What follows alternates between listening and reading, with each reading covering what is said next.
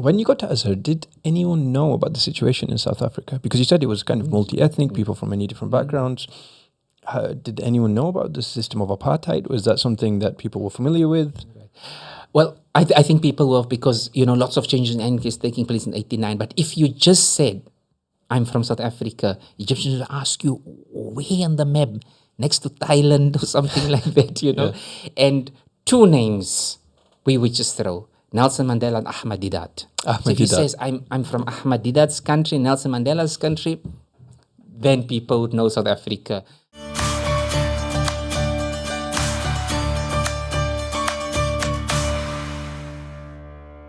I'm really pleased to be able to introduce our first guest, Dr. Mohammed Shahid Mathee, who's joined us all the way from South Africa.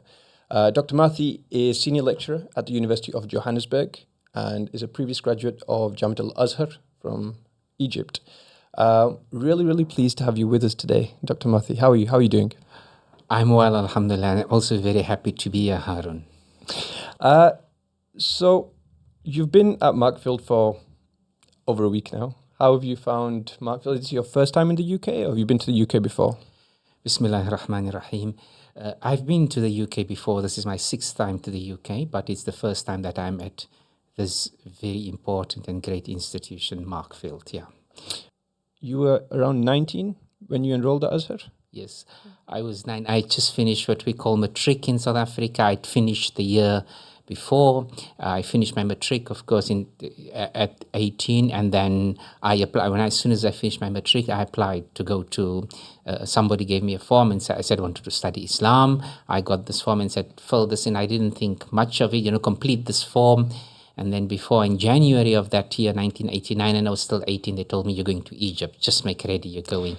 And so, yes, that's, if you want, with that, going to Egypt. Yes. So help me understand your mentality at this point. You're young Shahid Mathee in South Africa, in Johannesburg at this point? Yes, I was born and grew up in Johannesburg. Okay. Yes. So you're in Johannesburg. What makes you want to go to, you go to Azhar, you go to Egypt. You could have gone anywhere. You could have gone, I don't know, you could have gone to Morocco. You could have gone to Jamiat Al-Qarawin. You should have gone to, no, I'm kidding.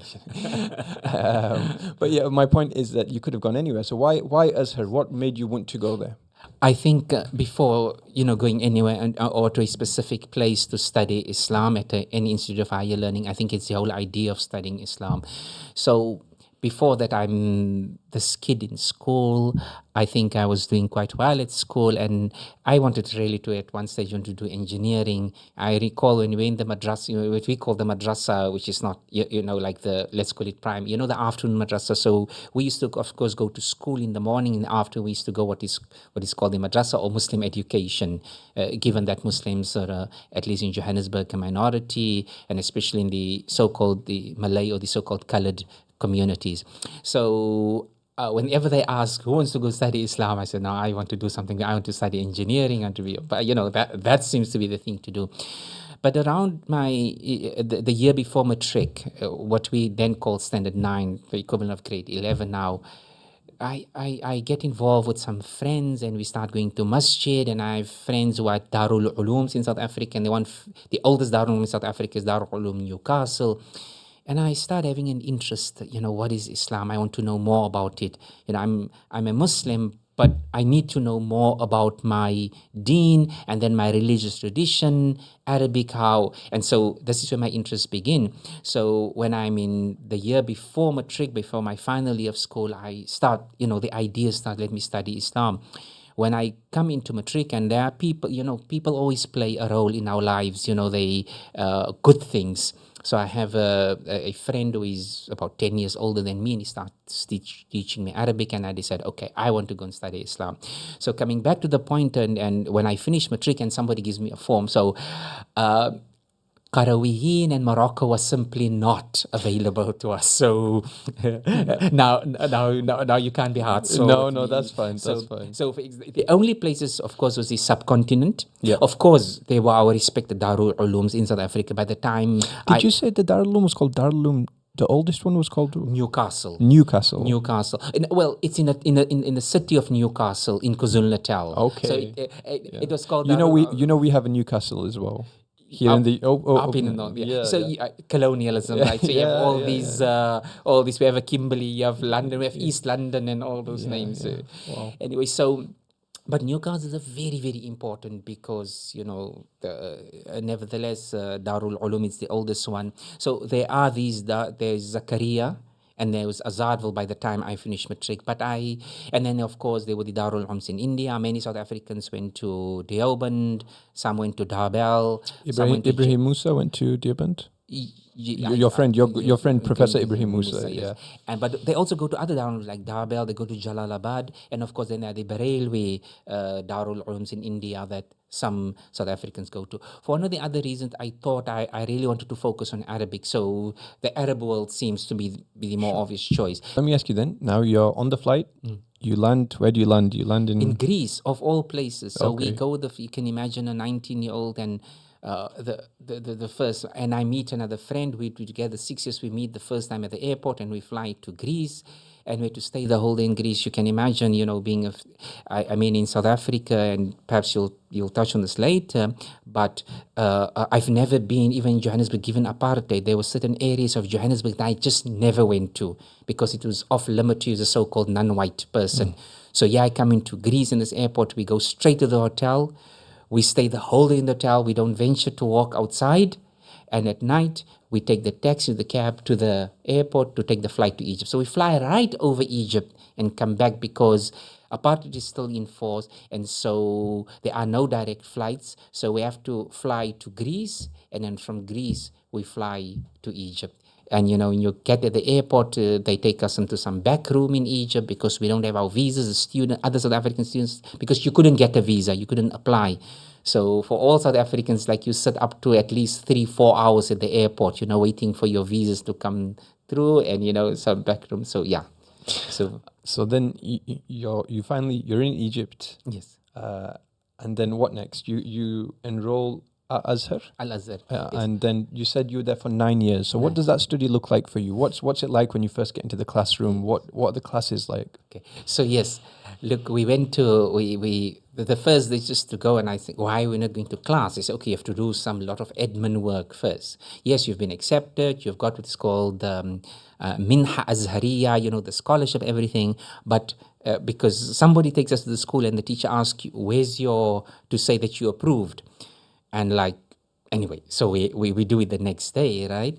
And we only go the first time at 3, and our first class are from 3 to 6. And we go into something called Dirasat Khasa, which means special studies. Well, we use the school in Egypt, and we come in, and the board there's a blackboard, but it's broken. Mm-hmm. And there are some papers lying around. And I look at students in the class, and there are students from all over the world, of course. And I feel very much out because I just don't understand the Arabic, and the people and the teachers, they are clearly educated, but they speak Arabic. So what to do now? From the very beginning, everything is in Arabic. Everything in Arabic. But notwithstanding the class, the desks are Is it Fusha or Amir? No, it's Fusha. Okay. They speak Fusha. But the board, because this school is also used as, it's a primary school for Egyptians. It's an Azhari primary school, but the board is, and so aesthetically it's not too nice, but we soon learned, that you came here for knowledge. You said that there were people from all around the world. Oh, yes. So it's Indonesia. Okay, they later would come people from the former Soviet republics, but Indonesia, Africa, Albania. I mean, they come more, but all over. So primarily Asia, all over Philippines, and then Africa. Not yet so many from the Americas, but there are 1 or 2 American students, and then Europe, of course. Yugoslavia, students always came from the former Yugoslavia, even under communist rule, because of the understanding that Jamal Abdel Nasser had with Marshal Tito. Also because Yugoslavia was not under the Warsaw Pact, it wasn't under the influence of the Soviet Union. So students all over. So very ethnically diverse. Very ethnically diverse, and you learn to meet all these Muslims, and it's so wonderful. Turkey, see people speak, and the one thing that you realize why you have to learn Arabic, because I was saying, but can't these guys speak English? So somebody says, well, if they have to speak English, then they have to learn Thailandese, or learn Hausa. Can you imagine what will happen? So, okay, and maybe it's like implicit, but there's almost this thing that because we speak English, so we expect everybody. No, there are just so many languages. So you came here to learn Arabic, so get on with it, and look, it's a good program. It's just really the way they're teaching. If they could maybe have used pictures, for example, if they told us the story, for example, Arnab, the rabbit. Now we asked the teacher, what is a rabbit? And he says, Al Arnab Yakul Jazar. So ask now, what is Jazar? It's not helpful. At least they had a Bugs Bunny there or something like that, or brought a carrot or anything. But soon we came to learn and understand that, that, look, you are here to learn Arabic, and that's what we did. And as soon as you got a whole, grip of the system, you realize that these teachers were really qualified and really caring. Yes, they did 3-4 jobs. They, it's. Why is that? Why is it the case that these teachers at what's often considered one of the most esteemed and prominent Muslim universities in history are needing to do 3 or 4 jobs? The economic situation, of just surviving Egypt, the modern state. I mean, I recall at one stage I used to get 90 pounds, Egyptian pounds. So it's not English pounds, right? A month. And some of the teachers earned 80 pounds a month. And it was like, if they used to ask, you used to often feel shy, because you're a student, you come from somewhere else in the world, you get like 90 pounds and I earn 80 pounds a month. And so you find that they had to do. So they used to work in the Azhar, what is called Majma' al-Buhuth al-Islamiyya, which is the Azhar administration, but it also did research and everything, all Azhar buildings. So you work there as clerks in the morning, doing clerical work, and then afternoon they would come and teach, or some of them would teach at schools, and then some of them would go and do private classes. So, for example, I soon realized that we could ask some of these teachers to give us private lessons, at least, because, as I said in the beginning, it is difficult, just Arabic and fa'al and maf'ul, and you don't speak Arabic, so you ask some of these teachers, and we'd pay them, for example, whatever, it was £5 or £10 for a lesson, things. But that was also a way to supplement and to, their salary and stuff like that. So yes, they often doing a lot of work, but I must say that when they are in class, they really do a good job. They and they love what they're doing, and they care for us. Students, they see us almost a type of paternalism. Always, they are very caring, but just be a Muslim, just remain into Islam, because we want you to remain and take Islam. So we can do everything. Yeah, the class doesn't always look too nice around us aesthetically, but one of the teachers used to write, and the student was one student would say to him, "Ya Ustaz, uktub kois, ana jadid." Ustaz, write slowly. I'm new. And those others just anyway. So those type of things. Yeah. So. How many years were you just focusing on Arabic? So this year, Dirasat Khasa, like it is special studies. It could have been structured better, but nevertheless. So I then also, the first day I decided not to go home. So I arrived at the end of October in Egypt. So by May, June, everything stops. It's hot, and so I have the choice going home. For the first time I said, no, I'm going to learn Arabic. So I get a private teacher, and the whole holidays be 6 hours a day just learning Arabic. So can I ask, is it based on ability, or is it based on these are the structured years, you need to complete them before you can move on to more advanced studies? I think it's a bit of both. You need to work hard, because I think the system was not too good. If I'm to give a critic. Just to clarify the question, if you had arrived with a certain level of Arabic, would you have had to do the Dirasa Khasa? Okay. Well, officially, yes, you would have had to do. And this is... So what I had in Egypt is for students who had schools or institutions in their country that Al-Azhar recognized. These students could go straight into university. But that is just the problem, because often those students didn't know Arabic properly. So then they go... And those students, for example, some from West Africa, some from Asia would come who knew Arabic very well, but because Al-Azhar did not recognize the system, they had to do the Dirasat Khasa. So you'd in any case have to do it, right? So it's a regulatory thing. Right. Does Azhar validate the previous studies or not? Exactly. Okay. But if you came like often like say some from Turkey, some from Malaysia, etc. And then you could see our level because they're going to university, but then you realize it's not, the Arabic is more challenging than what you did at home. So yeah, so we had to do the rest, but that was 1 year. And technically you didn't stay 1 year. If we came in October, because to then from there go into what is called the Ma'ahid Al-Azhariya, which is like high school, say secondary. You have to, the exam was once a year, it was in October. So therefore I stayed a whole year in Dirasat Khasa. So if you came around, say May or just April, then you'd be technically only 2 months in Dirasat Khasa and you apply for Imtihan Qabul. So it was just, so then that is what I did. Then in October I did Imtihan Qabul and they placed me into first year Thanawiya, the high school. So before we get into, what you specialized in, which I believe was a BA in Islamic law, in the Sharia, in Kuliya Sharia, okay. When you got to Azhar, did anyone know about the situation in South Africa? Because you said it was kind of multi-ethnic, people from many different backgrounds. Did anyone know about the system of apartheid? Was that something that people were familiar with? Well, I think people were, because, lots of changes in NK is taking place in 89. But if you just said, I'm from South Africa, Egyptians would ask you, where on the map? Next to Thailand or something like that, Yeah. And 2 names we would just throw. Nelson Mandela and Ahmad Didat. So if he says, I'm from Ahmad Didat's country, Nelson Mandela's country, then people would know South Africa. I remember meeting an old man one day and he said, Muhammad Mandela. I said, yes, Muhammad Mandela. He says, well, Muslim. Because Egyptians are very married people. You can, But of course, when you speak about South Africa, what apartheid people knew, because 1919 Mandela is released, it's world news. Mandela visits Egypt, of course, but there's one thing that I meet Turkish students very surprised. It wasn't speaking about Mandela. They speak about Imam Abdullah Harun, who was killed in prison, and Rahmatullah alayhi, Shahid Imam Abdullah Harun, who is killed is an imam of a masjid and is killed in prison in 1969.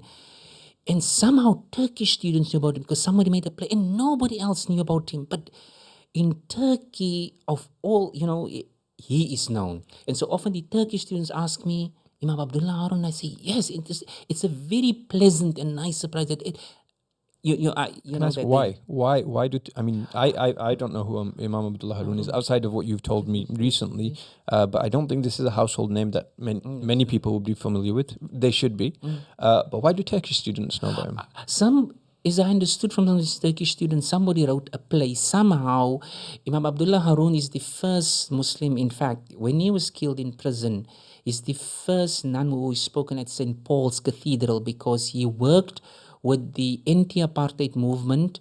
I think there's Right Reverend Collins, somebody, and when he's killed in prison, there's an obituary, of course, a memorial for him, and he's the first non-Muslim at the St. Paul's Cathedral. First Muslim, that's as I heard. It could be, who's spoken about, because he's an anti-apartheid figure, and because he worked with British Christians, for example, to ensure that. In fact, he comes here after Hajj. In 1960, he's killed in 69. I think it's 1968 or 67 that he does Hajj. And part of his Hajj took him to Egypt because he wanted to to speak the Egyptian government for young Muslim boys to come and study in Egypt, that's at Al-Azhar, but also for them to get some form of military training as part of the armed struggle. But he also against apartheid. Against apartheid, of course, clearly against apartheid. But he also works with Christian groups to ensure that they will, who are giving money and assistance, financial assistance to South African those who are incarcerated in prison, exile movement. So he plays that role. He's a very open figure. So he works with everybody, even works with liberal so-called white groups. Like, for example, he works with a group called the Black Sash, which is a group of so-called white women, liberal white women, who are against apartheid, very liberal. But Abdullah Harun, his point is, let us about the struggle. And I think here, could have been and some play is made, and somehow it landed up in Turkey. I can't tell you the story as to exactly how, but I just do know that Turkish knew him very well. We'll come back to the issue of apartheid and Muslims in South Africa. Let's wrap up the conversation about Azhar, though. Yes. So now, you've done the Dirasa Khasa, you've done the Thanawiya. Yeah, right. and now you move on to what is called the Kuliya, right? The university. So Jamia now, because now for the first time, like we're going to the Jamia because of the changes that take place in the early 20th century. So I enroll into Sharia wal Qanun. So it is Sharia, but Sharia is split into two. You have Sharia al-Islam, Sharia al-Islamiyya only, which is, you only do tradition like fiqh, usul fiqh. Sharia wal Qanun also, fiqh and usul fiqh are the majors, but you also do, let me call it international law or modern law. So you do now, for example, modern Egyptian criminal law, penal code, you do maritime law and everything. That's why the one that I enrolled in is 5 years, that faculty compared to Sharia Islam and all the other faculties that are 4 years. So I enroll into, but the same thing that we do, what is shared with Sharia is fiqh, usul al-fiqh, and fiqh al-muqaran. Sharia would still do like Nahu and Sarf. You don't do this in Sharia wal Qanun. They do a little bit of tafsir, the Ayatul Ahkam, or what is called Fiqh Sunnah. And Fiqh Sunnah is not the book of Sayyid Sabiq, but Fiqh Sunnah as in the Sunnah that, the fiqh that we derive from all the ahadith, etc. Yeah. So so I take Sharia wal Qanun, and yeah. So that's really interesting in terms of there seems to be an amalgamation. Yes. Of the classical rulings that the madhabs, but also looking at contemporary law regarding, as you said, what international law is. So when people come out with this degree, would they be able to go and practice as lawyers? Yes, certainly Egyptian students could. As a non-Egyptian, non-Arab, I would not have been allowed to do that in Egypt. But when I go back home to South Africa, and we have what is called the South African Qualifications Authority, they do, and it is found to be equivalent of what was then called a BProc. It's no longer function. So if I arrived a few years earlier, I could then have applied to be a lawyer in South Africa. But because I'm not Egyptian, I'm not Arab, so I can't practice in Egypt. But so Egyptian students, live in Egypt. They then can become lawyers and then go up like Egyptian students who study at the other Egyptian universities. I perhaps just want to say that the Sharia al-Qanun starts in 1954, so it's in Al-Azhar, and one of its first students is a person who's known to a very important figure in the triple IT movement, International Islamic Institute of International Islamic Thought, Dr. Muhammad Taha al-Alqani, Iraqi, and he is one of the first students who study in Sharia al-Qanun. He's a figure in triple IT, I think probably would relate to the Islamic Foundation, Sure, So he's one of those first students, when it begins 1954 to study in this institution. So I studied there, alhamdulillah, for that 5 years. And as I said, our focus is law, fiqh, usul fiqh, but we also, one of the other things we study is al-ahwal al-shakhsiyah, what is called al-ahwal al-shakhsiyah, Muslim personal law, but we also study personal law for non-Muslims in Egypt, for whether the Orthodox, the Catholics, the Protestants, and even for Jews, for a while when Jews were in. So we study all that in Egypt, and of course, comparative fiqh. So what was that like for you when you first you've entered the Jamia now? Is it similar in terms of, similar types of classrooms, what to make? Because again, when people are thinking about Azhar, maybe they've got a certain understanding or preconception of what that looks like and, what that experience was like for you. So what was that like, that transition? Was it just a continuation of what you had experienced previously, or was it a shift? So I was never at university in South Africa, but nevertheless, there are desks, so we don't sit on the floor at Al-Azhar. So there's a mudarraj or a lecture theatre, and we sit but these long desks, so it's not like, so I couldn't, in my mind, of course, I couldn't think about a South African university because I never went to a South African university, and I learned later it's a bit more comfortable there, but it was quite comfortable. There are desks, and you have this big mudarraj or this lecture wall theatre. So it could take about, say, up to 500 students, and so we sit So when do classes usually start? 8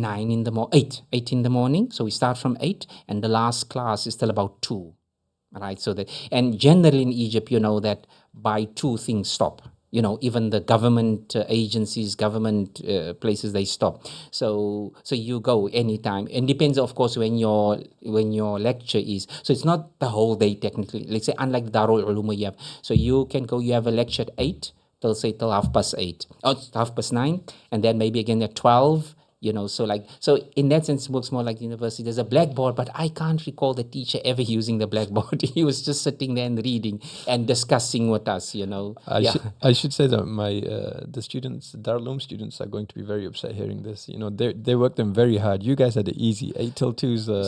We had some teachers, if you're late, would lock the door, not let you come in again. At university, though, unlike the Mahad where the so-called foreigners were the majority, I went to Mahad where there were no Egyptians.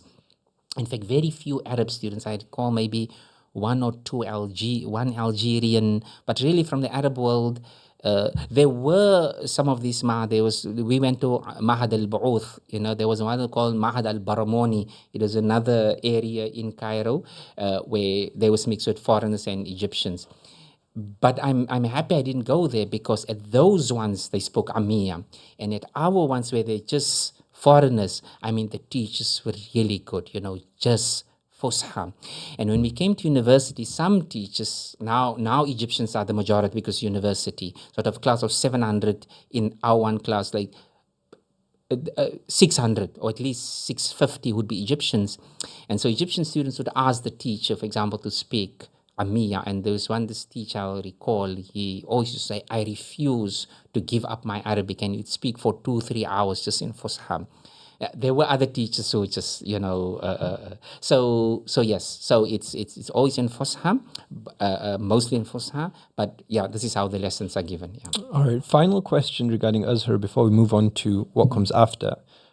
So in terms of, and we spoke about this a little bit previously, in terms of the mode of tuition, you said you covered texts, but it wasn't in terms of the actual text cover to cover. So it was mainly summaries of text. Absolutely. And maybe excerpts. And excerpts from text. No, we didn't cover a text. We didn't read a text from cover to cover. So and was there a set curriculum, or was it based on the teacher deciding which text you were looking at? Yes, but what the teacher would do, he himself would, let me take fiqh text. For example, I did Shafi'i fiqh. So we do sorry, just on that point, you have to choose a particular madhab? Yeah, in Egypt, they very strict when it comes to fiqh. You had to follow madhab. I was telling you earlier, this one student coming to Sudan, it's like, I don't follow madhab, and they came to him, they said, you can do what you want outside, but if you're in here, and they, very nicely and almost cynical, he said, we think there are 4, you can choose one of them. And once you finish, then you can decide to discard, but here you have to choose one of the 4. We think they are called the Shafi. They used to, it's just to let you remind. No, and it's good because, but what I think he did, at least the aim was to tell you that you've got to study a school of thought properly. Now, as to the type of text and how they give us text, it's a different story. So I studied, for example, Minhaj in Shafi'i school in fiqh, Minhaj al-Talibin, wa Umdatul Muftin of, in the Shafi'i school. But we didn't read the text as well. So, but to start with, in the first year, we do Kitabul Ibadat. In the second, Kitabul Buyu'. So what the teacher then do, like you'd compile, and sorry, that was for what is called Dirasa Nassiya, right? So the textual studies. But there was called Dirasa Mawdu'iyya, where the teacher compiles a book and take excerpts now, not just from the Minhaj al-Talibin, but from all Shafi'i texts. And even sometimes here or there, from and the different Shafi'i texts. The same with the with Usul al-Fiqh, and the same with Fiqh al-Muqaran. So we didn't study a text complete. You didn't read a text from page 1 till the last of that text. It was just like that. Yeah. Okay. So now you've graduated from Azhar. You're Dr. Muhammad, well, not doctor yet, actually. You're Muhammad Shahid Mathee Al-Azhari. You moved back to South Africa at this point? Yes. And then at some point you enroll on a master's program which leads to a PhD at the University of Cape Town. Yes. So what leads you? Is there a natural progression? You just think, I've done the BA, I would like to become an academic, I would like to get into academia. What leads you to that? I said, you know what, I studied, so I want to know more. Because also there are lots of things happening in South Africa. You've referred earlier to Ibrahim Musa and people. So in many ways they are pioneers, they inspire us. Okay, you had somebody who's a Darul Uloom graduate, and by the time I returned, Ibrahim Musa already has his PhD. He's already teaching. In fact, he left for the USA the very year that I finished in Egypt. So I come back and I meet people like Professor Abdul Qadir Tayyib, who says to me, look, you can give me some studies with us. My dad wasn't too impressed with me, rahmatullah alayhi. He says, look, you still want to work like a sheikh or a maulana? Who's going to look after you? And I said, okay, dad. And I Go work for the government, make some money. What are you doing? I just gotten married also. He says, what you going to do now? Anyway, partly going to, because UCT offered the most comprehensive, to the study of Islam. Can I ask, was there a little bit of hesitance on your part? Because this, I mean, you just come from, the foremost Islamic institute, depending on, where you're from, but certainly for lots of people.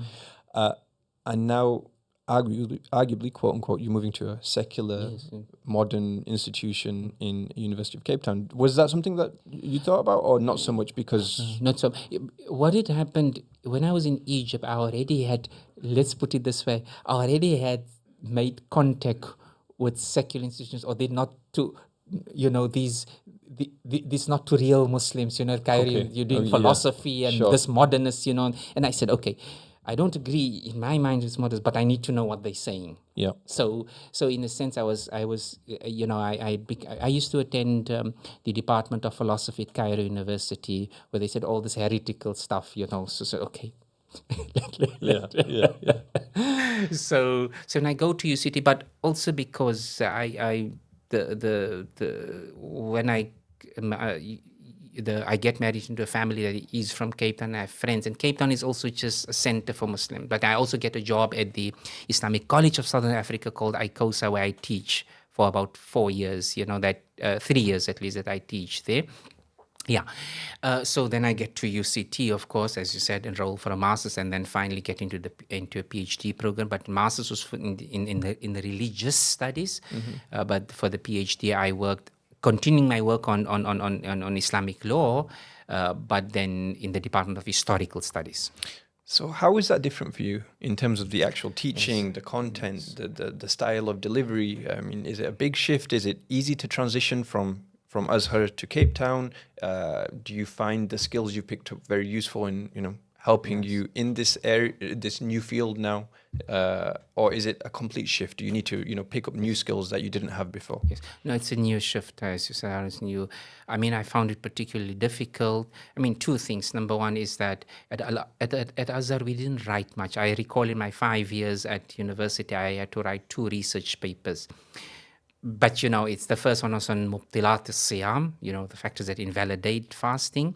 And then in the third year, I wrote some bahth on an ayah in the Quran, whether this ayah is regarding divorce, whether it speaks to the awliya wa la ta'duluhunna, when you divorce your wives, la ta'duluhunna. Is it so we had to decide, of course, based on the literature. When they said to you, what is your opinion, it really means the ustad's opinion. You never had an opinion. And I could understand that, because we were just, getting tools. So I did that back. So coming to UCT. So you never did a dissertation, final year dissertation type of thing? No, we just wrote exam at Al-Azhar. That's it. Okay. That's very interesting. Yeah, it is. Al-Azhar, if you're listening, introduce a dissertation.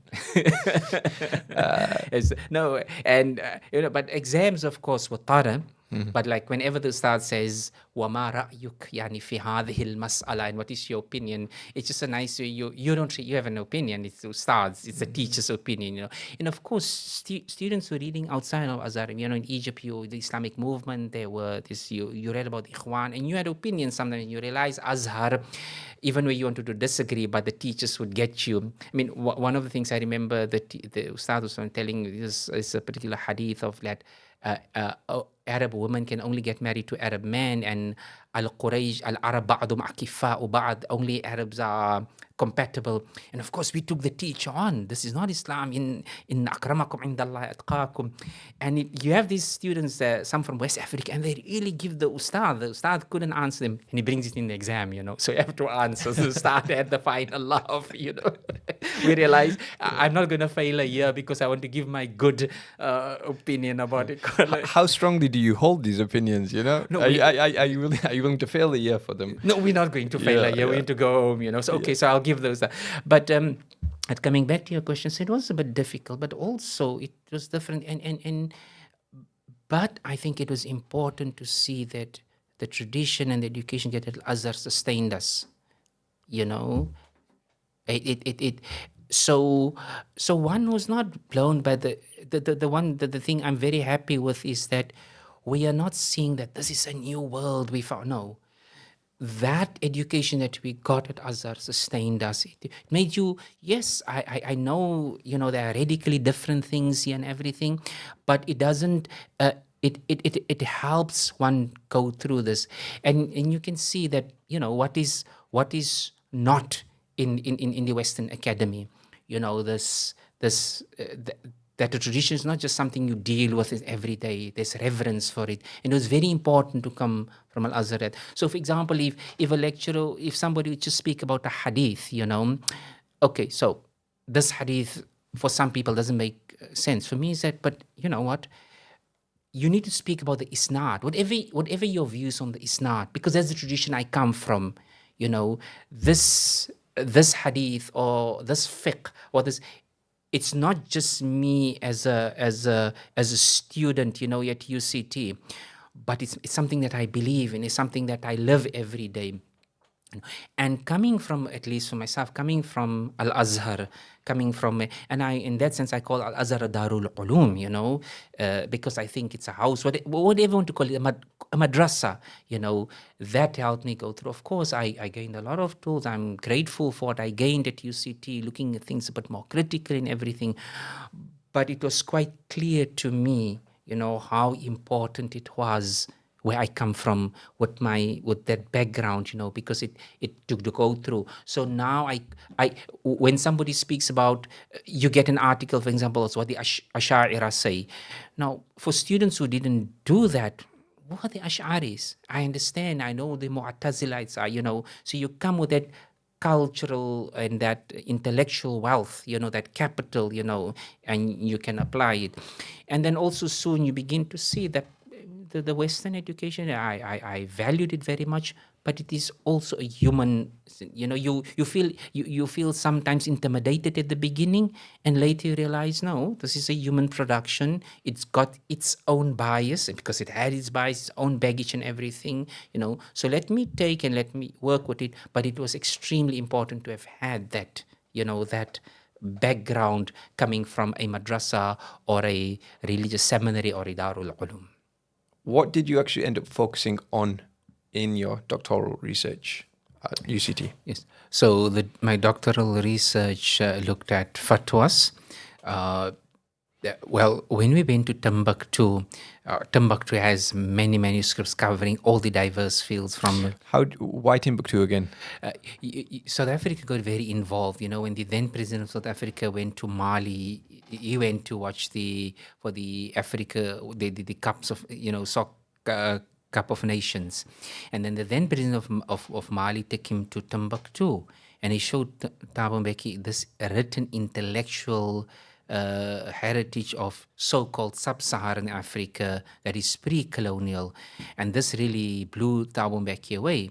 And he had what was called the NAPED, the New Economic Partnership for the Development of Africa or something. And he saw Timbuktu as the first cultural project of NAPED.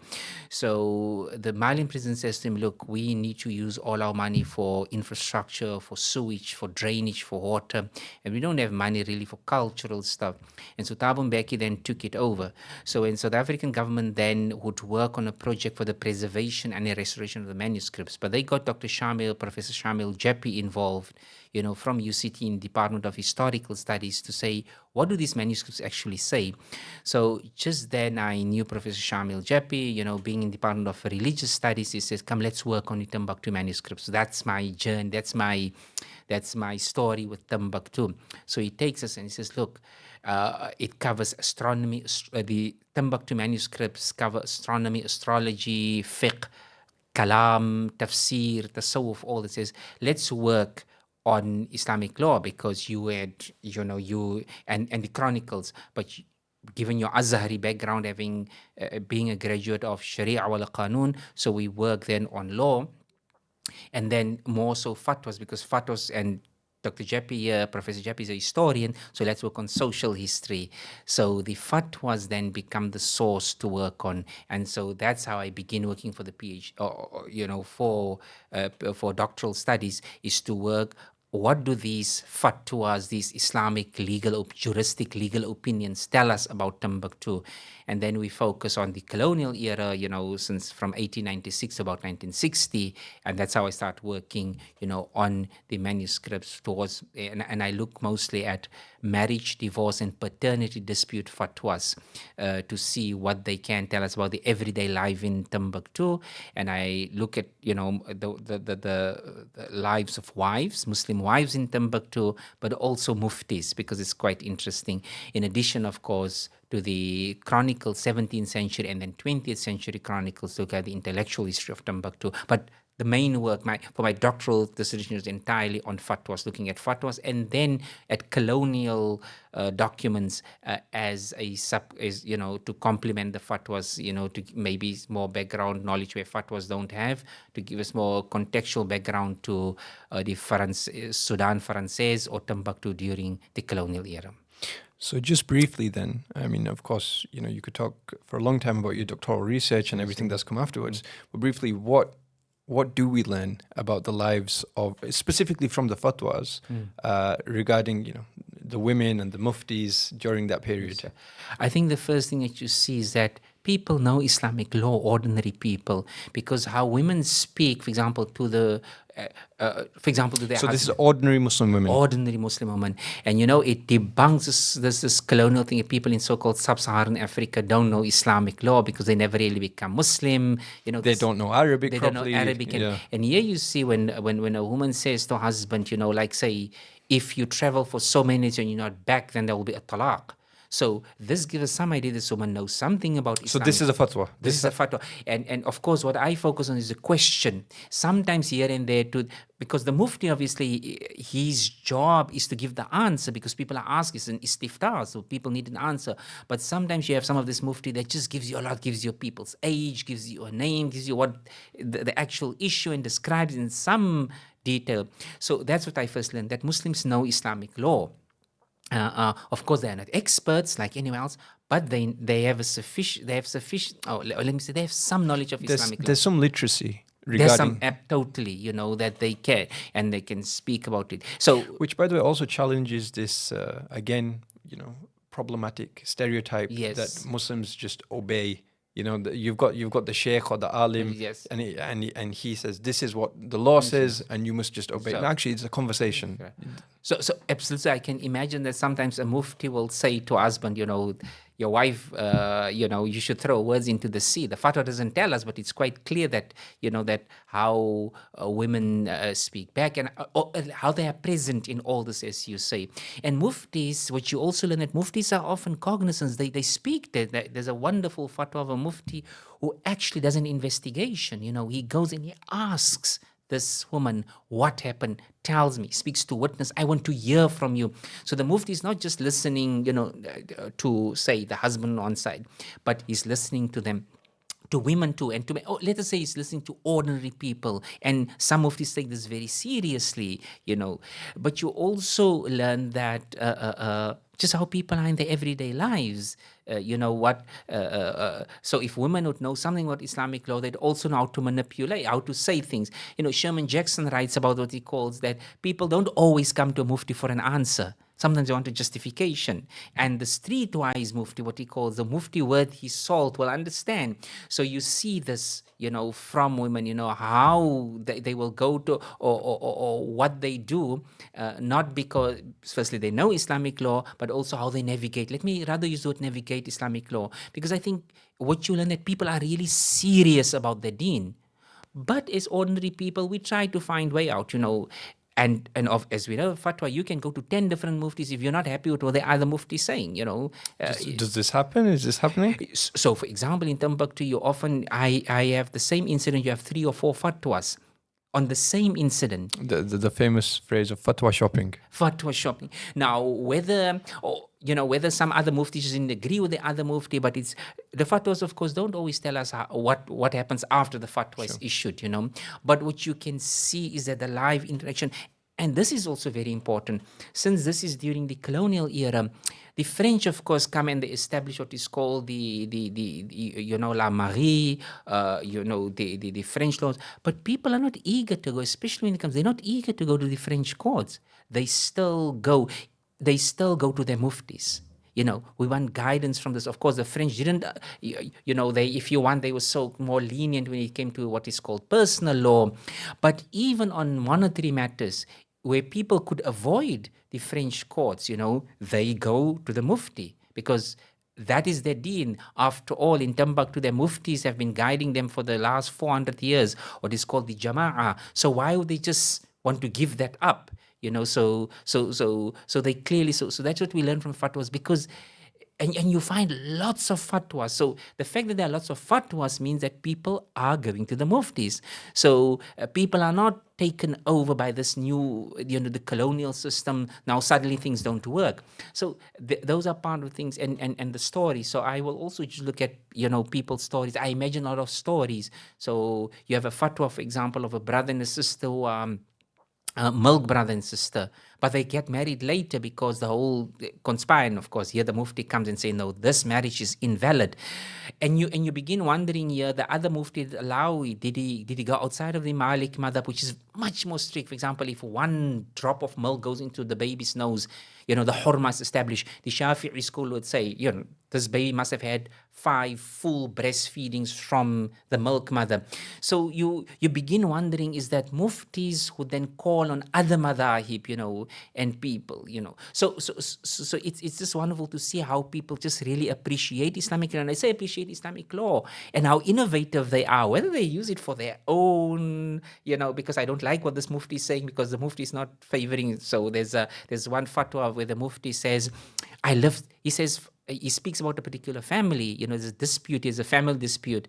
And he said, in Arabic, he says, فَأَقَمْتُ مَعَهُمْ سِتَّةَ أَشْهُرٍ. So he's saying, I lived with them for 6 months. So probably didn't live with them for 6 months. It probably means that I investigate this matter for 6 months. What it teaches us, fatwas just can't come easily. And after the end, when he said, I found the wife and the family problematic, and they called the mufti an idiot, so you see. And he said, and they said to you, Anta Sheikhun Ahmaq. But this is what people do, isn't it? So you just learn about, everyday life. And so it's quite clear that the role, how central Islamic law is to these people. And no colonial order, whatever it brings, is going to take people away from it. And I think that's what you learn from fatwas, how people navigate, their knowledge, their understanding of Islamic law, and just what people do in their everyday lives. And just on that point then, because we've spoken about this previously also, you mentioned there's a difference between looking at fatwas and looking at, say, the manuals of fiqh, which is more theoretical. Yeah, right. Do you want to just speak to that briefly? Yes. In terms of how enriching fatwas can be regarding how that fiqh is applied? So again, you see that, yes, you have the fiqh manuals, and of course the muftis in the case of Timbuktu, they know the fiqh manuals, in this case, or the Islamic substantive law works in the Maliki madhab, but you also see that they understand life. So let me give the example of, and in fact, there's a fatwa passed at the end of the 19th century on can you exchange say food produce for salt, because the salt from the Azalai comes from Gaza in the north. Now, according to the hadith, of course, once you trade different commodities, you can, because there's no riba, even if in unequal amounts, with the condition إذا كان يدا بيد, but must be immediate. But now you can imagine that if people go from Timbuktu, which is further south of the Gaza, so they need the food produce, so they'll give the salt only later. So they can't, because there is no salt, and if they have to bring the salt, the food would have gone bad, or the agricultural produce, etc. So here the muftis of Timbuktu, they show you how they understand Islamic law. So they go the mashhur view in the Malik school. But so you see how innovative. So yes, the fiqh text stellar, the fiqh text clearly provide the modalities, but the muftis are thinking with their feet. Their feet are firmly on the ground. So there's, for example, a fatwa where a husband and a wife, they actually, fatwa tells us they're talking and they having some argument or some exchange, and the wife says to the husband, give me 3. Now 3 is the 3 talaqs in one, of course, which is 3 talaqs are 3, this marriage has become irrevocable. There's an irrevocable divorce. This woman needs to first get married to somebody else and then divorce her. And the husband, of course, the fatwa says, you want 3, I'll give you 4. And he tells wife, I've given you 4. I will not be beaten by him. And then he realizes, I have just spoken too quickly. And he runs to the Mufti, of course, because the Mufti becomes his way out. So if the Mufti was strictly in the Maliki school, he would have said, sorry. Indeed, there is a fatwa the Mufti says to one guy, another Mufti says to the guy, sorry, you have pronounced the 3 talaqs. Here he said, I am Mufti. In fact, I said 4. And the Mufti says to him, but I know you love this woman, I know that. And he says, go back to your wife. So what you learn from this fiqh, the fiqh says, but the Mufti understood. And this fatwa was in the 1940s. There's World War II. World War II didn't come to that part of West Africa, but people are affected. Husbands have to go out to work. It's modernity is done. This colonialism is done. It's wrecking families apart. So the Mufti is saying that, you know what? I need to I'm assuming that the fatwa doesn't tell us that, I'm imagining, but the Mufti is thinking about the number of families, because husbands have to go work, they're already this, where fathers are out having to look for, and now, because this guy wanted to show how brave he is and not to be undone by his wife, I've given you 4. So he says to him, go back to your wife. So you see then there's the Muftis, and they clearly have a great command of the Maliki fiqh text. And even the other madhab, of course, they are Maliki, so he knows it. But the Mufti is thinking with his feet on the ground. He's not, often people say, what these Maulanas, they're just telling us a fiqh that was written 500 years ago and everything. But here the Mufti, he says, in fact, in the fatwa, he says, I know you love your wife. So it means he knows this couple. They all come from the small Qaria, this village, what they call, town, what Qaria, a village called Timbuktu, and its surrounding world. So you see that from the fatwa. So the fatwas are telling us what is happening, but it also tells you how the muftis are thinking, how they do ijtihad without saying that I'm doing ijtihad.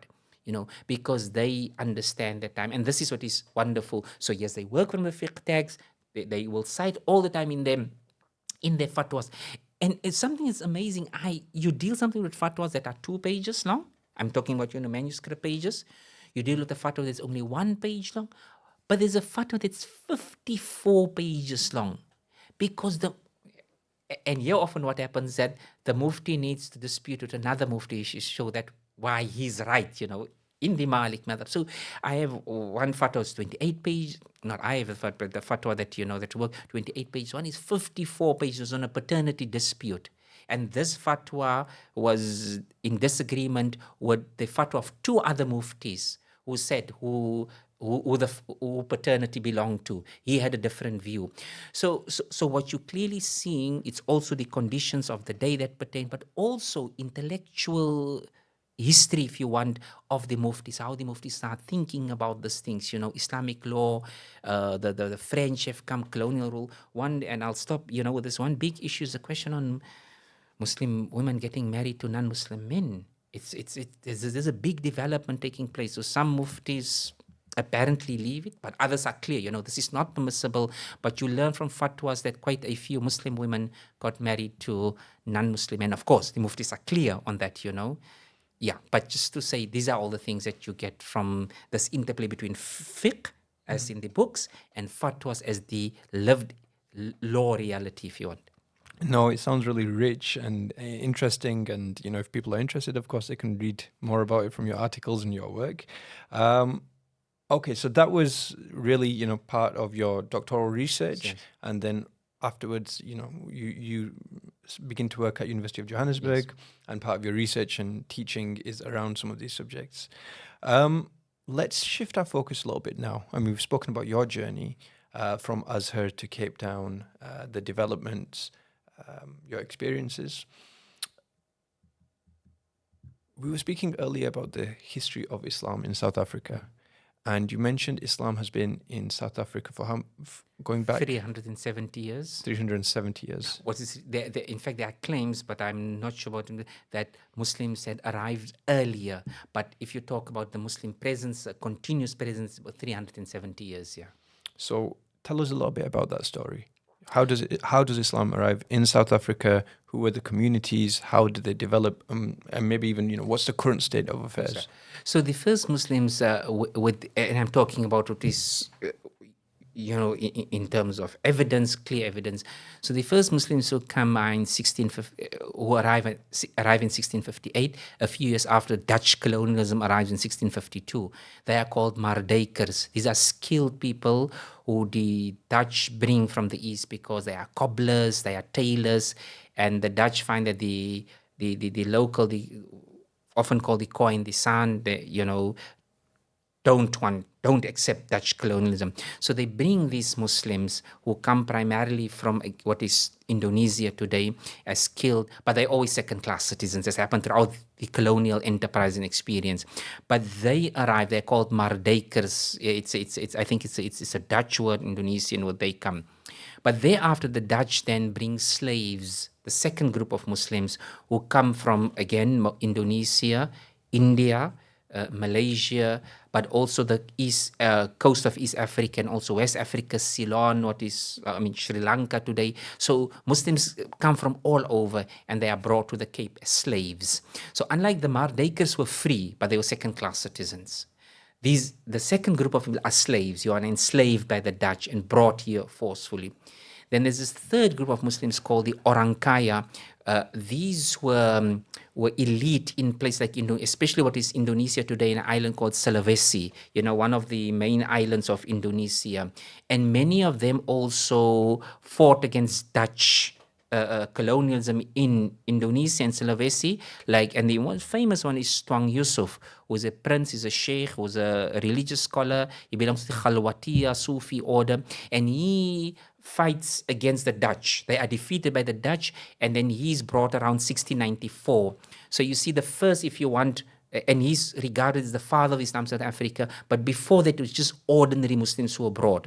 So he's brought in 1694, but is immediately banned to a place called outside of where people live in the rural areas, because the Dutch were afraid of the impact that you'd have on the slaves, and especially the Muslim slaves.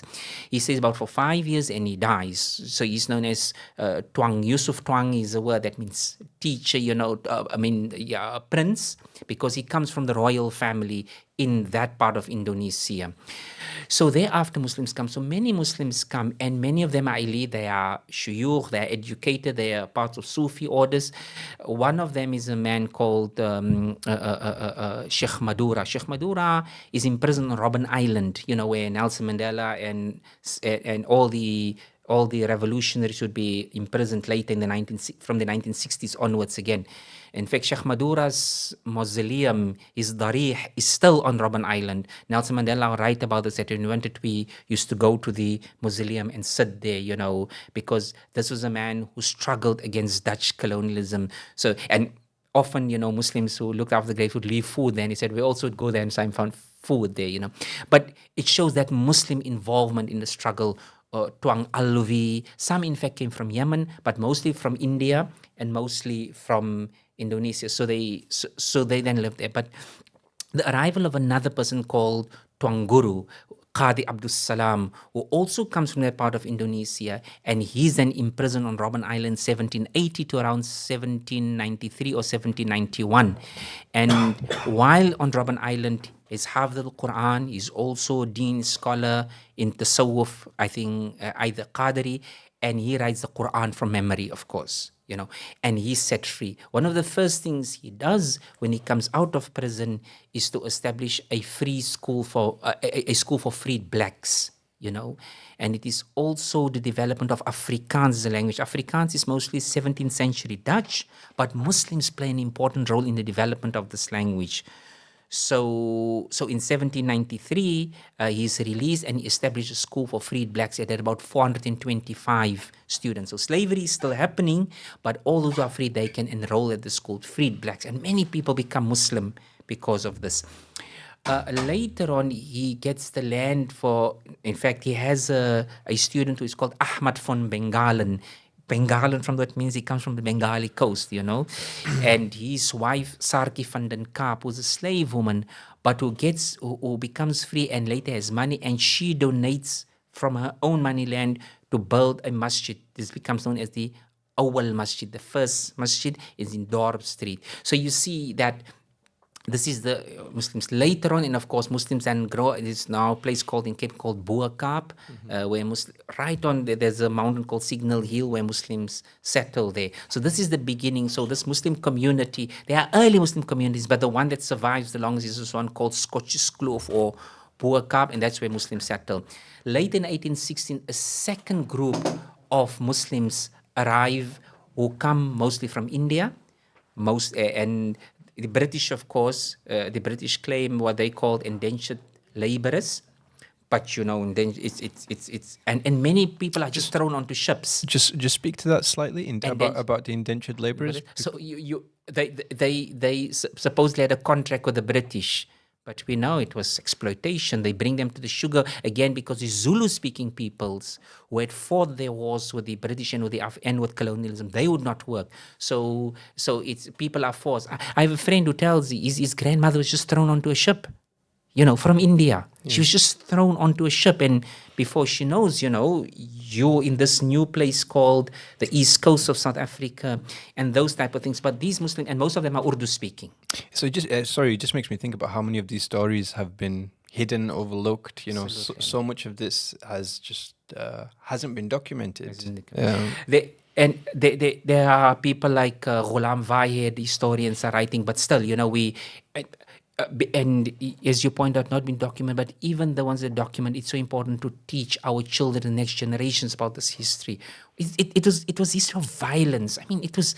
We cannot imagine the violence that people were subjected to. I mean, imagine you're a woman just thrown onto a ship, and you are brought here.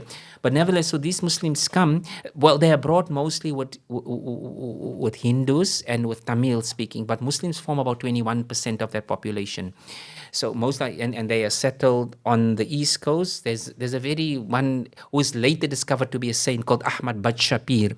So, there are lots of these stories around him that he just used to sit but he was making vikr and stuff. And later on, another Sufi figure called Sufi Sahib comes, and he discovers the grave of Ahmad Bad Shapir. So they have mausoleums in Durban. But Ahmad Bad Shapir also builds a lot of masajids all over that part of Southern Africa, as well as orphanages. And if I remember correctly, maybe, like hospital care. So you have all these in Cape Town, for example. You have this Habibia Sufi Masjid, etc. So you can see that they're concerned for community. Yeah, I mean, we spoke about this again yesterday when we were talking about the social aspects.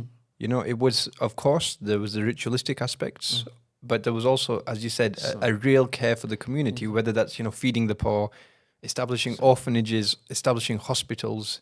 This seemed certainly within the purview of what they considered to be part of their message, if you will. Absolutely. And so you can see that why in South Africa, Islam is just Muslimness, or Islam is just part of the community. And, you have all the time, Muslims involvement. Let's take, for example, the smallpox epidemic. Muslims at one stage refused to be inoculated.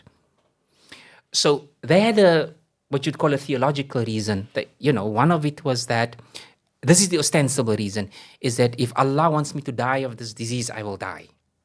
Right? So Muslims refused to be inoculated. But there was actually, that was the ostensible reason.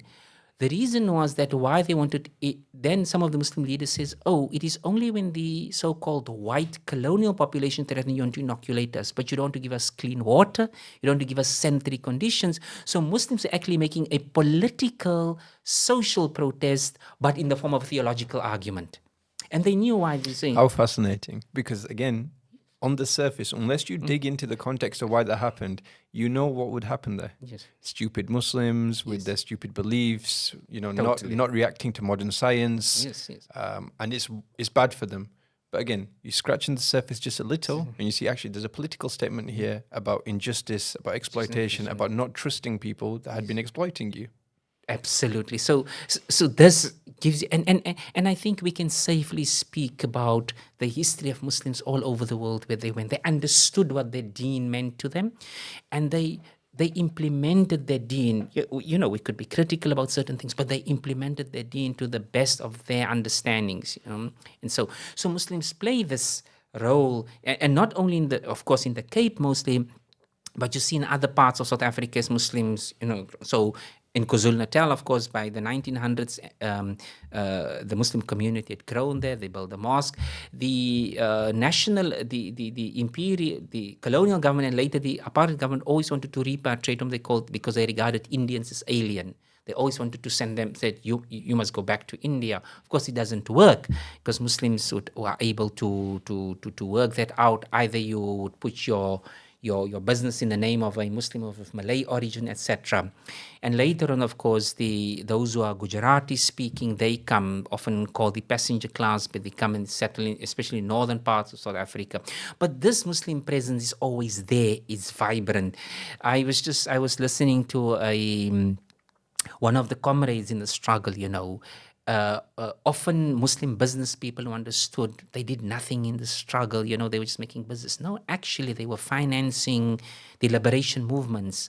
So one of the guys who's our current foreign minister, for example, her father told me himself, our current foreign, who is Muslim, Naledi Pando, but her father told me, he's passed away now, Allah yarhamu, that he as a so-called black African, so you're not allowed to live in so-called Indian areas, right? But he's in the struggle, he's always on the run from the police. So one of these rich Indian families then give him their house on top, and when the police comes in, no, he's just our cleaner.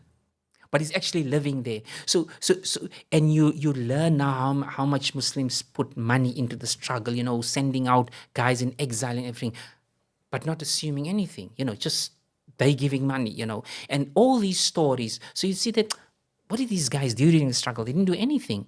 But the stories turn out later. It was safer for them, because then they could give money to those guys going in exile, people on trial.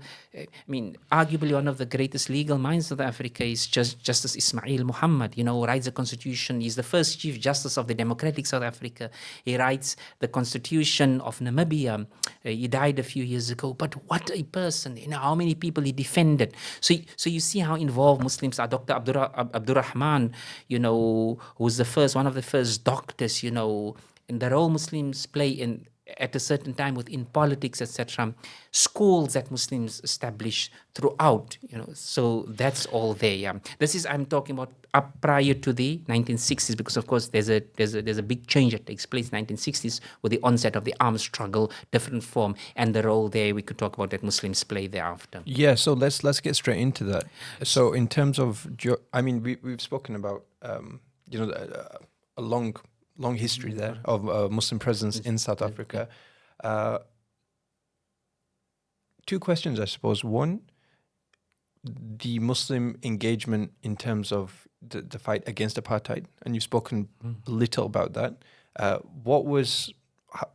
were Muslims considered? Because you said there was a variety of ethnicities when it comes to Muslims. So how did that figure?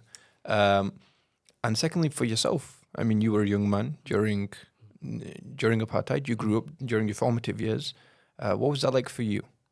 So to start with, the first question.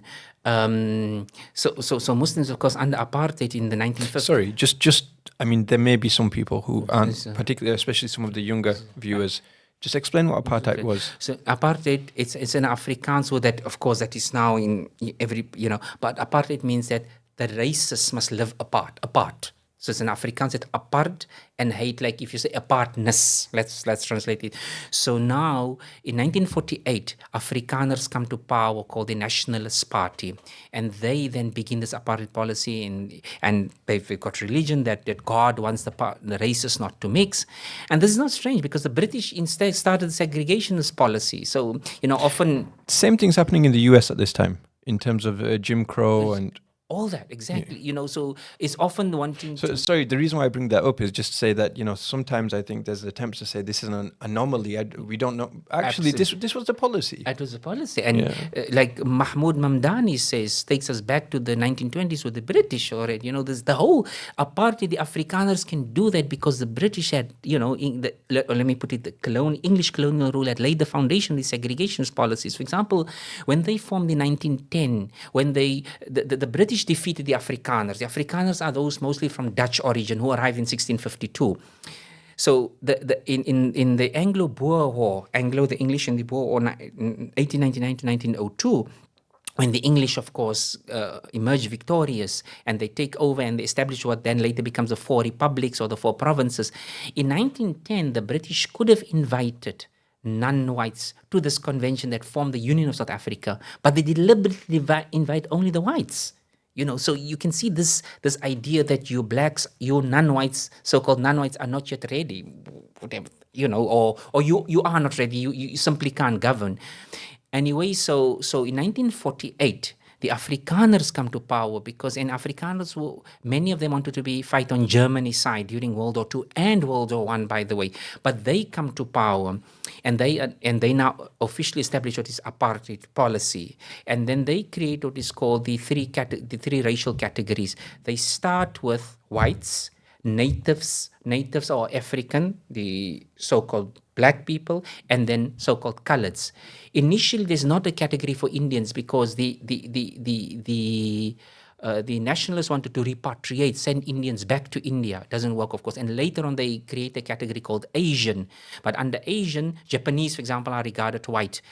Syrians, Lebanese, and Iranians are regarded white. So the only ones who fit under Asian category are those from India, and sometimes Chinese. Sometimes the Chinese are considered colored, sometimes they're considered Asian. But so with this, Sorry, Muslims, I just laugh not because of that. This isn't serious. It's just the arbitrariness of Totally. these categories is kind of ridiculous, but also so tragic, considering this had real impact on people's lives, what they could do, what they couldn't do, what they were legally allowed to do, what they were allowed to own, who they were allowed, what they were allowed to own, who they were allowed to marry. Totally. Absolutely. And you just realize these are just people sat in a room making up these categories. I mean, it's kind of reminiscent of, you think of Sykes-Picot and just drawing lines on the map with colored crayons almost, and this has huge ramifications for other people. It was so easy to decide people's lives just like that, Yeah, you say, Eureka. And so Muslims then fit, many of them, especially from the Cape, are placed under coloreds, some are placed under Indian. Right? And it has impact. It has impact because how people started thinking. Sometimes it even has impact on how Muslims of Malay origin or colored related to those called Indian origin. Naturally, if you start splitting people up and giving them different rights, that will cause enmity, envy. People will start to see differences where differences didn't necessarily exist, especially if that's enshrined in law. Totally, and this is so what Apartheid announced, but then Muslims. There are many other ways in which Muslims interact. Like in the Cape, people live together, and I think there's also a type of class, not so much a class divided sense of that what your profession is. Like so, say Gujarati speaking mostly are business people in the north, Yeah, right. So anyway, so Muslims are then also sent to Robben Island at this stage, Are there who are some of the key figures from the Muslim community? So I spoke earlier about Imam Abdullah Harun, 1969, who was killed in prison. There's also, then there are many. But so he's someone campaigning against apartheid. Yeah. But even before him, there's a man called Imam Ismail Edwards. Imam Ismail or Hanif Edwards. I'm noting you're saying imam, so these are religious leaders. Yeah, absolutely. So I mean, they're not Muslims who are also anti-apartheid. These are people who are very much Islamic imams, leaders of their community, let's say, and who see anti-apartheid struggle as part of their Islamic values. Yes. But I must say they're the exception, because Imam Hanif Edwards, when apartheid is announced in 1948, for example, he leads Qunut. It's a Nazila, what is called Qunut Nazila. But many of the other ulama, they're not collaborators, but they're accommodationers. They feel that we can't take on this white mighty state, so let's accommodate, so in order to ensure Muslim personal law, masajid are not thrown down and Muslims can pray and make adhan. So there's Maulana Kachale. As long as those basics are fulfilled, Absolutely. then we will, essentially not get involved. So Imam Harun is an exception. But also what happens in this time is that many Muslim other youth who become involved in struggle become communist, Marxist, Leninist. Because it's no. So Imam Harun stands out as a rose in a desert because he's quite clear. He opens up the masjid for youth. Now, when I say this, I mean all Muslim youth. There are some of them, he forms, for example, a study group called the Ibadur Rahman study group They focus on Arabic, but also, and Abdullah Harun gives a speech against apartheid and how bad it is, and he speaks in the local Afrikaans vernacular, And so he's arrested in 1969 and is killed in prison. Thereafter, there's a youth called Ahmad Qasim. Ahmad Qasim is first sentenced at the age of 19. He's sentenced to Robben Island 5 years, and he comes out. But these were also, they were Africanists, they, by the black consciousness, before black consciousness really, but they also clearly Muslim. So Ahmad Qasim says that, yes, I'm in the struggle, but not as a Leninist, but as a Muslim. So they form what is later called the movement called Qibla. But before Qibla, there's the Muslim youth movement. The Muslim youth movement are mostly middle class Muslim youth who are very much influenced by the Jamaat Islami of Allama Maududi, the Ikhwan al-Muslim of Hassan al-Banna, and to an extent, of course, Shariatist writings. So there's an Islamic movement, more cultural, and they positive neutrality. They say that, look, we're against apartheid, but we don't make alliances with non-Muslims. Then there's another movement who got the call of Islam. Muslim people like Farid Essa can say, Ibrahim Rasool was once a premier of one of the provinces of South Africa, and they say that we must put our lot with the ANC. Qibla is the third movement, and Qibla is also the movement that links up with the PAC, not as an alliance, but for military training, because they believe in the armed struggle. And Ahmad Qasim is part of Qibla. So this is more or less how Muslims then become involved in struggle. But also Muslims always culture is a wonderful book by Habiba Badroun, who speaks about a history of Muslims in South Africa from slavery to post-apartheid. For you personally, you said, you were 19 when you left for Azhar. When you came back, it was a different world. But what was it like growing up for you during apartheid South Africa? You mostly just remained in. I came from a small working class community called Rivoli. We didn't go far beyond that. I teach. I always, when I will tell my kids, where I work at UJ. So there was the street, and the other side of the street, the white South Africa began. And we would go up until there. Of course, sometimes you had to go. Of course, you had to go into town, which is called white owned and everything. But we wouldn't cross that street because that was like your border, So coming in so-called colored, so in the apartheid hierarchy, you had whites, of course, and then so-called Indians, and Indians mostly because of being business people. Not all, of course, because there's also a strong working class element among so-called Indians, but the so-called colored people were, and you just remained in your town. That's it. And one was always reminded about it, like how you'd look at so-called white people. Okay, these are people we don't greet. You're not sure how to relate to them. I recall, people, when sometimes people used to see a white policeman, people would say, reads Qul Allahu Ahad, make your tasbih, put on throw away your cigarette. That type of fear. But of course, that later went to, dissipated, because when you realize, no, but there's a struggle, But one understood clearly who was the so-called master. And so as a young boy, we used to stand often in awe of white people. Oh, there's a white person, for example, you had they brought so-called white teachers to our school. Oh, okay, we have white teachers, and stuff like that, And it shows you, what that thing did. So for me, when I left in 1989, so when I come back the first time in 1992, it's a new South African. People are going through parts, but we never went through. Are you sure we can go through here? And you can go through. So, but apartheid and psychological harm, I don't think even in the liberation movements has come to terms with what apartheid did. Apartheid was much, much more potent in the damage and the harm it did than what we care to admit. Of course, I think it was great to have political freedom. It was great to have for many people, a passport, an ID for the first time. There were no passports. No, there were, but it was very, and what apartheid did, of course, typical divine rule, it gave so-called coloreds and Indians more than so-called blacks. It deliberately did that. Even in prison, let me say to you, when the comrades were on Robben Island, so for example, food ration, the food that they used to give so-called Indians more than so-called coloreds, and so-called coloreds more than the so-called black Africans. Of course, the comrades then had to say that, look, let's take the food and then we share it equally among ourselves. But I don't think they realize, for some so-called black people said, but you so-called coloreds took more, you so-called Indians took more.